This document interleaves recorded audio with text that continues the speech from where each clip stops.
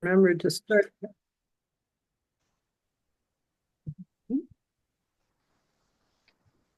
Hey, go ahead and get started. Mhm. Good afternoon, everyone, and welcome to your February 24th Rotary Club of Ames meeting. As a couple have said, perfect weather. It must have been the comment I made about how February is that between winter and spring last week. It put out good vibes. So hopefully, I know, as we all know, it's fake spring. So, but we'll take it while we can get it. And please rise and join me for the Pledge of Allegiance. I pledge allegiance to the flag of the United States of America and to the republic for which it stands, one nation, under God, indivisible. Oops. Oh my God, I did this last week with liberty and justice for all. Oh my gosh, I'm so sorry. I'm gonna start writing it out because I get nervous when it's just me talking. Oh, we don't have any other special announcements. So I can just kick it right over to Deb to introduce our speaker for today. All right. Thank you, Katie, and good afternoon, everyone. It is my pleasure to introduce our speaker, Michelle White. Michelle is an Iowa State graduate with a master's degree in gerontology. She has worked in the human services field with all age groups over the last 15 years and has been with Aging Resources of Central Iowa for the last year and a half as an information and assistance specialist and now a rural options counselor. And she's going to tell us what all that's about. Michelle lives in Ames and is dedicated to helping connect our local community members with the support that they need to thrive in their chosen environment. So with that, I'm going to turn it over to Michelle. Hi. Hello, and thank you for having me here today. Let me share this presentation here quick.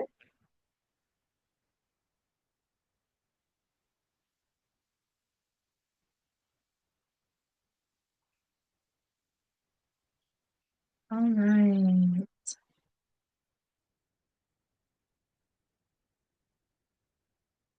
All right. Can everybody see that okay?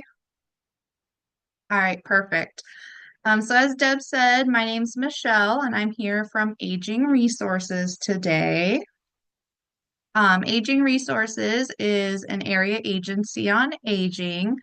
There are 6 area agencies on aging in Iowa.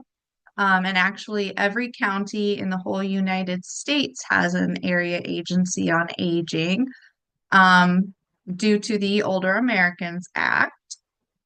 With the area agencies on aging, we strive to answer questions, provide information, listen to concerns, connect to services, and fund home-based service providers.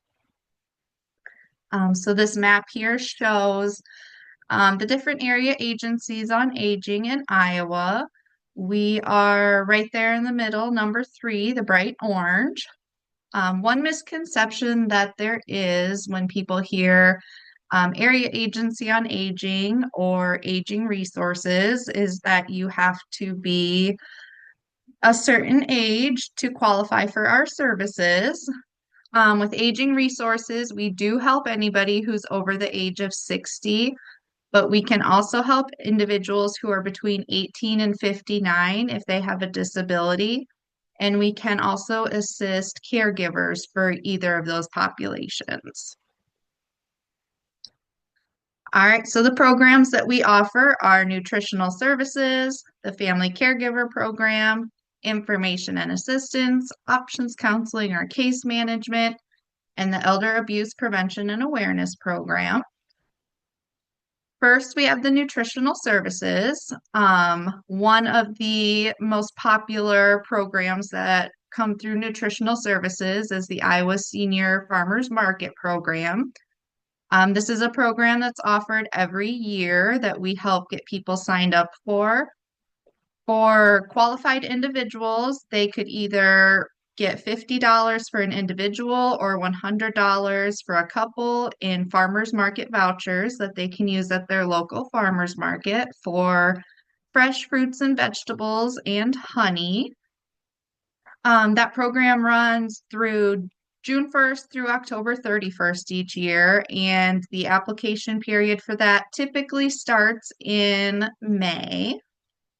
We also provide some nutritional education and counseling. So, if we have individuals who recently got a diagnosis and they're wanting more information on what they should or shouldn't eat, or they just have general questions about, what's going to be good for them given, you know, whatever age, situation, whatever set of circumstances they have. We have a couple of gals who are always more than willing to answer questions or, give presentations on those different topics. Holiday Meals on Wheels is something that was going a lot stronger before COVID, but it is something that we are trying to work with our different partners on to get up and going again. It's nice for some of those people who aren't able to get out and who don't have family, just to have somebody, stop in on Thanksgiving Day, Christmas Day, be that friendly smile and provide them with a nice warm meal. And then another part of our nutrition services is our evidence-based programs. So these are programs that are focused more on the physical side of well-being, increasing strength and balance to help make people more confident in their own abilities and decrease the fall risks. So the different programs that we have are Matter of Balance, Healthy Steps for Older Adults, Tai Chi for arthritis and fall prevention, Walk with Ease, and then one of our most popular ones is Bingo Size. Bingo Size combines bingo and exercising, so they will draw out a few numbers and then they will do like 30 seconds of an exercise and then a few more numbers, a few little more exercise. As these sessions go on, the amount of time that they're fitting that exercise in there gets a little longer each time. We just started last week a virtual version of Bingo Size. Not everybody has transportation or they don't live close to a location where Bingo Size is being held, or we only have a few gals who are facilitating these programs, so they can't be everywhere all at once. So just trying to make it more available to everybody within our service area. The programs are all free. Our Aging Resources doesn't charge individuals for any of our services. And then our facilitators are also trained to train the trainers. So if you do have somebody who's interested in, holding these programs at their agency or within their community, and they want to become a facilitator, we can also help you get certified with that. All right, the second and third programs are the Information and Assistance, Options Counseling, and Case Management. Information and assistance is going to be the starting point for anybody who calls our agency. You'll be asked to leave a voicemail with your name, your location, and kind of an idea of what it is that you are calling to talk about. And that's just so that we can have the appropriate person call you back the first time, so you're not getting passed around from person to person until, you finally talk to the person that you need to. Information and assistance is going to be the basic information. So that could be people calling in, looking for more affordable housing, or they have questions on transportation, or they're looking for Meals on Wheels. So that would be more or less somebody just asking a question and wanting the answer. Likely just a one-time call for that specific thing. If somebody is looking for something that's going to take a little more time and follow up, we can enroll them into the options counseling. And this is an approximately 3-month program where we're helping individuals work towards a specific goal. So this could be people who are wanting to apply for, elderly waiver, rent reimbursement, SNAP, something that we're going to help them prepare for the application, get the application submitted, and then follow up with them a little bit afterwards just to make sure that they've got the connection that they need, the services are getting started, just that things are going well for them. If options counseling isn't quite enough, we can also move them up into case management. The case management is for individuals 60 and older, and it's very limited. We only have one person who's doing case management. So we don't take outside referrals for case management. An individual would have to go through information and assistance and options counseling before they would get an internal referral to case management. But that's going to be a more long-term program to apply for multiple programs or work on managing the programs just to get everything set up to meet their need.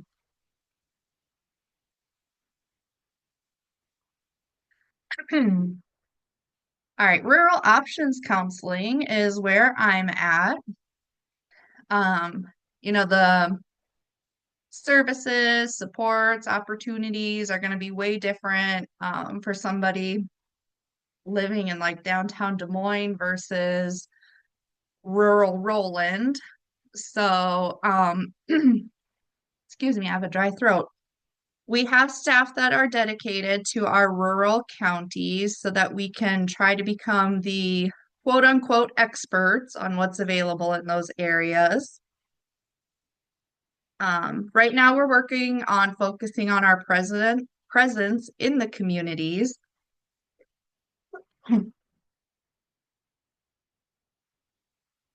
Okay. So we're doing resource and referral tables.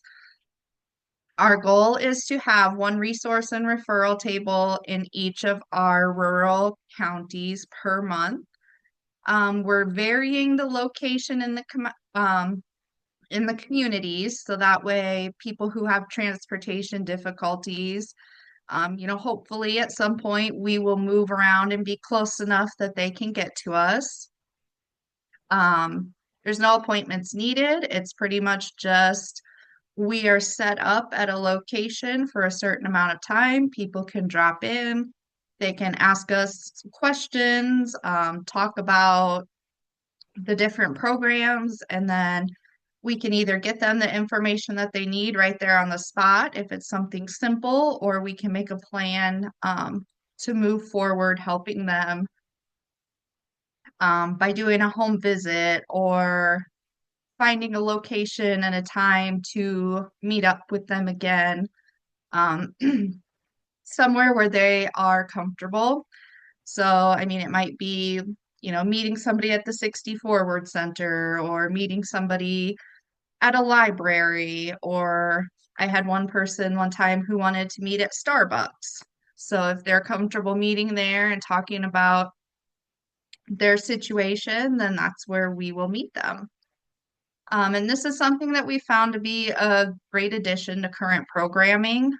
So like in libraries or community centers that offer bingo, it's easy for us to set up that table at the same time so people can go to whatever activity is already planned, but then they can stop before it, after it, take a little break in the middle to come over and talk to us and get their questions answered.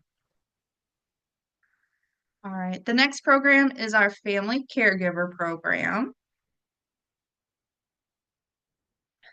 With this program, we are working to assist the caregivers in getting connected with supportive services and supplemental services. Caregiving can be very stressful. Some people kind of get pushed into the situation without any warning, or maybe they knew that it was going to be coming up, but when the time comes, it's a little more than they were bargaining for. Or, the situation can change so quickly that they could think they knew what was going on, what was coming up, but then it changes and the needs are, more than what they had been prepared for. All right, so for aging resources, we define caregivers as adult family members or informal caregivers ages 18 or older who are providing care to anybody 60 and older. So it could be, an adult child caring for an adult parent, but it could also be, a neighbor, a church friend, just somebody that the individual's known for years and years, who are doing some sort of caregiving task. It doesn't necessarily mean that they are, helping them shower, go to the bathroom, get dressed. It could be that they are helping them get their groceries each week, or they're checking in with them to make sure that, their snow's getting shoveled in the winter, or dropping off a home cooked meal so that person can, heat and eat the meal for the rest of the week. We also have adult family members or informal caregivers that are providing care to individuals with Alzheimer's disease or other progressive degenerative disorders.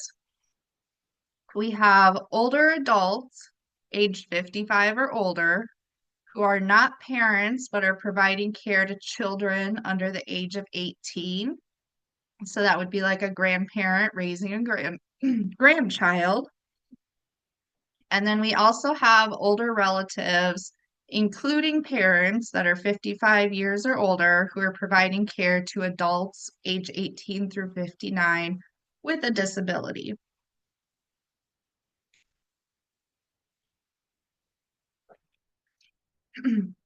We do have the potential for funding some respite.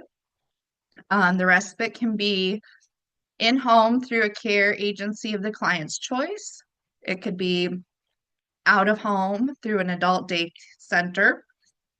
And there's also the potential for limited funding for respite, for a night or a weekend at an assisted living or a nursing home, if the caregiver needs a break or is going to be, out of town or unavailable for a couple of days. Our funding is very limited for the respite, so we try and keep it between 3 to 6 months, and we expect that during that time, the caregiver will work with a family caregiver specialist to do some options counseling and come up with a more long-term plan. We don't want to come in and offer 6 months worth of respite and have the caregiver not make any changes during that time. So then when the funding is gone, they're back at square one again.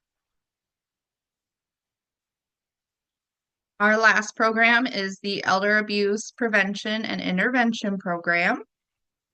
The goal of this program is prevention, intervention, detection, and reporting of adult elder abuse.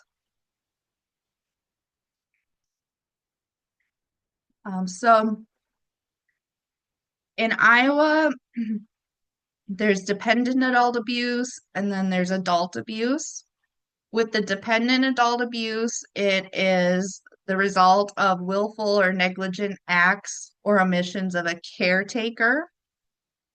So these would be somebody who is not able to, take care of themselves at all. They have that caretaker, and the abuse is on the part of the caretaker towards the older adult.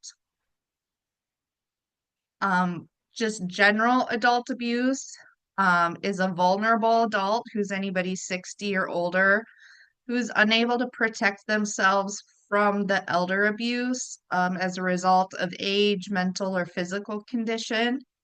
But this person does not have to be a dependent and they don't have to have a caretaker. So it could just be an older adult who got caught up in a scam, or they have a family member that is financially exploiting them. They don't have a caretaker, but there's somebody who they have trusted that is taking advantage of them.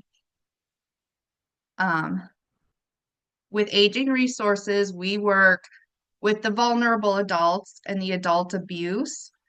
If it's a dependent adult abuse case, it's going to have to go through APS, Adult Protective Services. We do work a lot with Adult Protective Services if they get reports for a situation or a family. They go out, they do their assessment, they determine that it's not dependent adult abuse, or it doesn't meet the standards of abuse yet. And they will refer people back to aging resources so we can step in and try and get the other supports and services in there to help out the situation before it does turn into something that meets the threshold of abuse. Um, a lot of times there will be family caregiver situations where the caregiver might just be overwhelmed. They might not have known what they were getting into. They just might not know that what they're doing could be considered dependent adult abuse. So that's when, we can help in and try and remedy the situation before it does become an issue. All right, so a summary here. What we can't do is we can't provide ongoing funding for services. So we don't have unlimited respite funding, or, we can't pay for somebody to have a homemaker come in indefinitely. We do have some emergency financial assistance available, but we're not able to assist an individual more than once in a 24-month span. There are other eligibility requirements there, but just the big one is going to be that 24-month period in between assistance. We don't provide direct services, so we won't be the ones, driving you to your doctor's appointment, coming in and helping with home cares, shoveling the snow when it snows. But we're here to help connect you with the different programs and agencies that can provide those services. We're unable to get people into housing on short notice or to apply for housing and cover application fees. We do have some support for people who are looking for housing or who are needing more affordable housing, but we're not an emergency housing source. And covering application fees, you could have an individual who has to apply to several different places before they find housing. So it's just not economically feasible for us to help with that. What we can do, though, is we can provide housing lists. So we have lists for each of our counties. We have ones that have independent housing, which would just be, your standard apartments throughout the community. We have assisted living, we have nursing care lists, and we have subsidized options marked on those lists. So for adults 62 and older, they could qualify for a subsidized apartment, which is going to be 30% of their monthly income will cover the rent and the utilities. So that's really a good option for the older individuals who are living on the very limited fixed incomes. We can help connect individuals to resources, so the transportation, the home care, the home delivered meals. we pretty much say anything you're looking for, or if you're looking for something but you're not quite sure what you're looking for, give us a call and we can talk through it and, help connect you as we can. We've gotten questions on all sorts of things, so there's nothing that is going to be too out there. We did recently have somebody who thought their house was being haunted and they were looking for who could come in and help get the spirits out of their house. Um, we're going to try and give people the best answers that we can or point them in the direction of whoever we think may be able to help them. We have assistance to apply for different programs like elderly waiver, rent reimbursement, SNAP.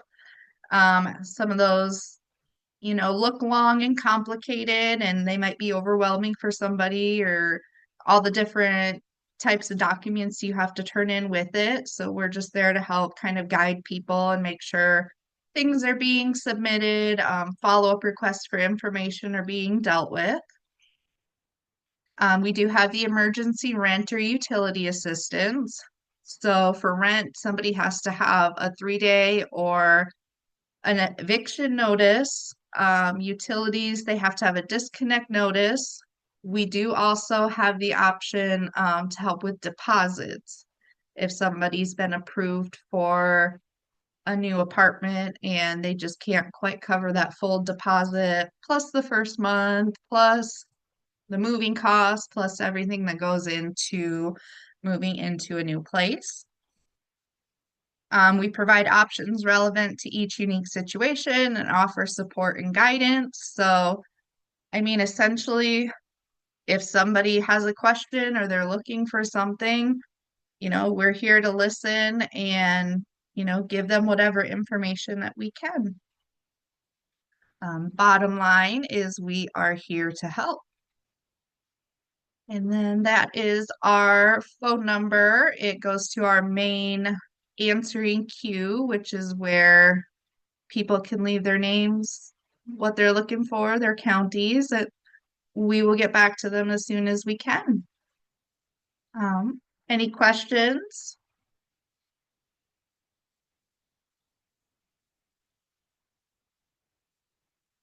All right.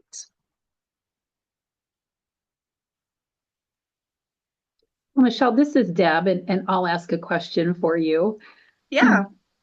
So there's funding from federal sources that flow through aging resources. Can you talk a little bit about the impact of some of the decisions at the federal level on freezing those funds or where that may stand and how that impacts services locally and to individuals directly? Yeah, so about 75 to 80% of our funding comes through the Older Americans Act, which is a federal program. So as of right now, our financial gurus have told us to just, we're going to do business as usual until we can't. So we're kind of in a holding pattern right now, waiting to see where the different cuts or freezes could happen. But it will definitely make an impact on us and what we can provide to, the people in our communities if that federal funding um, gets taken away or drastically cut.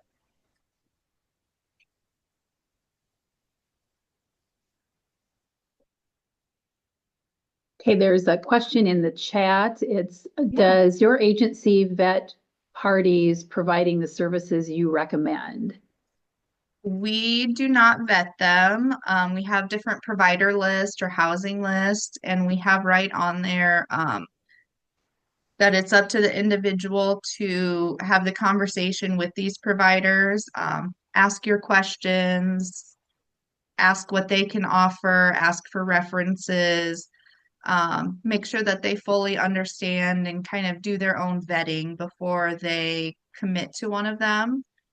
If we have a provider that we've heard back from several places that they have had negative experiences with them, we probably won't keep them on our list, but we can't specifically make guarantees for everybody who's on the list. We do have one woman who is amazing at keeping our lists and our resources all updated, but I don't know how many people it would take to constantly keep everybody up to date and vetted and keep all the prices current and all the different information that people are looking for. But we do our best.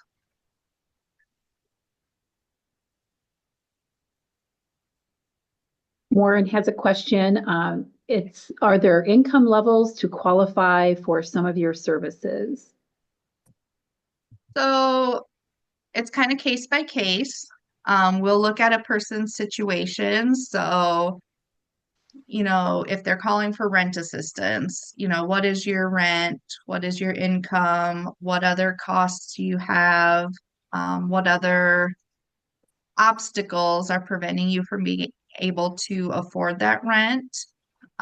We can certainly try and help come up with different ways to kind of more long-term help with it. So a lot of times we'll ask about, do you have food assistance? Do you have, what's your health care coverage look like? So if we can help you get assistance with, your food every month, that might help free up some more of your money to go towards your rent.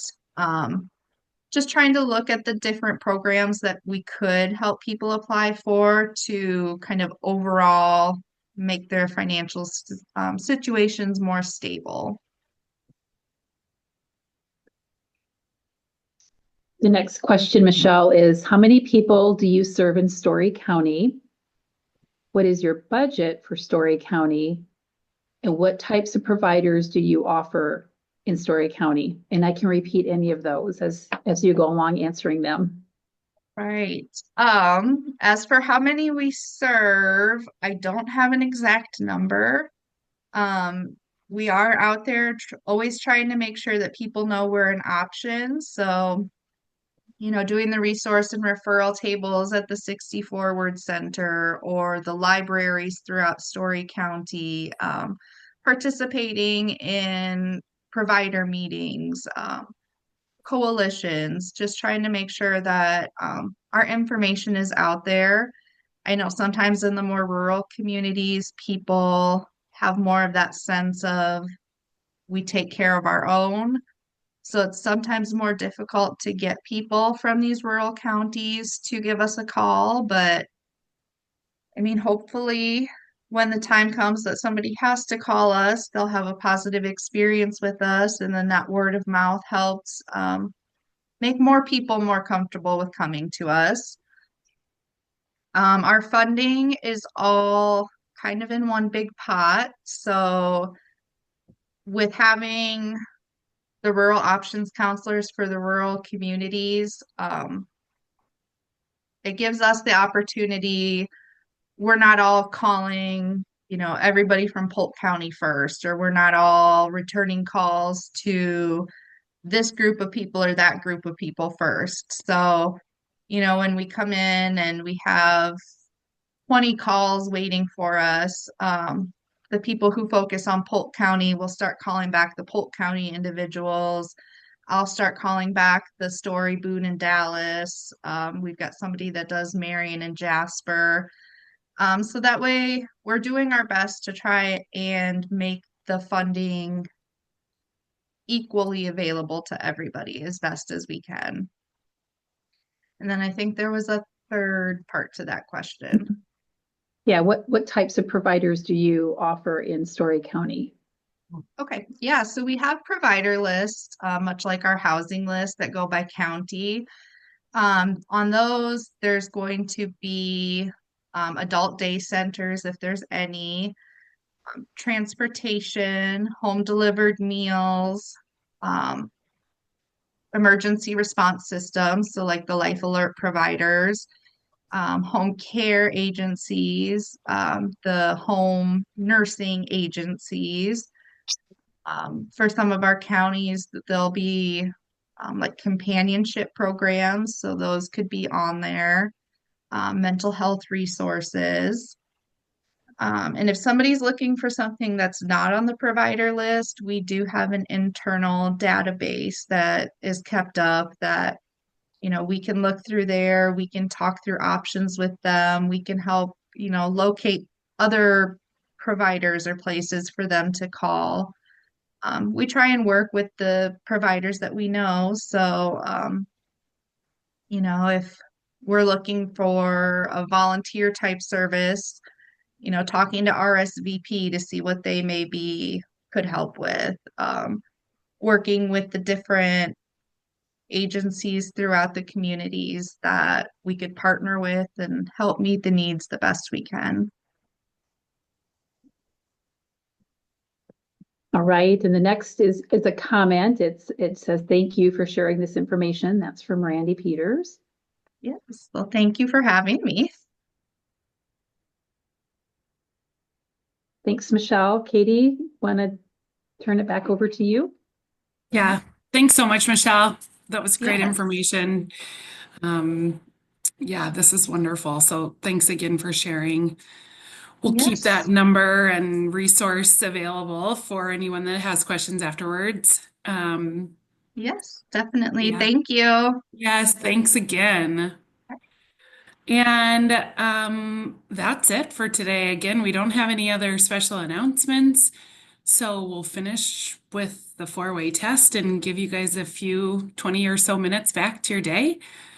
So, wait just a second.